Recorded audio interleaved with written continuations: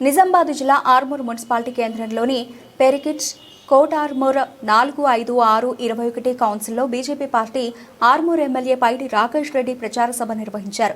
MLA మాట్లాడుతూ గత 30 సంవత్సరాల నుంచి మైనారిటీలో ఒక్క స్థానం కూడా లేకుండేనని ఇప్పుడు 3 స్థానాలు ఎలా వచ్చాయని ప్రశ్నించారు. ఈ ప్రచారంలో 45621 వార్డుల ఓటర్లు, స్థానిక ప్రజలు పెద్ద ఎత్తున పాల్గొన్నారు. రాత్రి 11 గంటలైతే ఏ నా కొడుకులు బయటికి వెళ్ళినా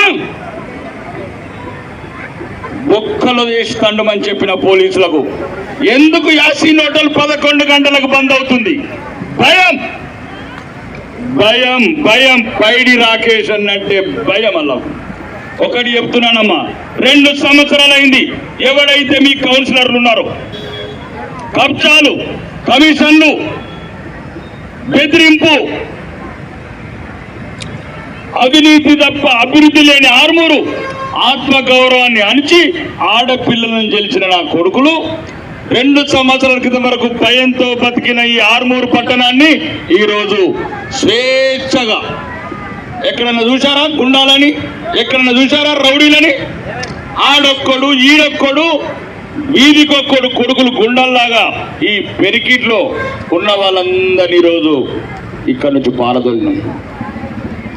ఈరోజు ఆర్మూర్ అభివృద్ధి కావచ్చు 200 కోట్లతోని, ఏదైతే రోడ్లు కావచ్చు, డ్రైనేజీలు కావచ్చు, స్ట్రీట్ లైట్లు కావచ్చు, డ్రింకింగ్ వాటర్ కావచ్చు, 43 కోట్లతోని ఈరోజు మీ పెరికిట్లో ఒక ట్యాంకు, కొండరమూరులో ఒక ట్యాంకు, మామిడిపల్లిలో ఒక ట్యాంకు, ఆరుమూరులో 5 ట్యాంకులు, 8 ట్యాంకులతోని 30 ఏళ్ల వరకు మళ్ళా ఒక్క నీటి బొట్టు సమస్య రాకుండా పరిష్కరించాను. ఈరోజు ఏం కావాలా మీకు?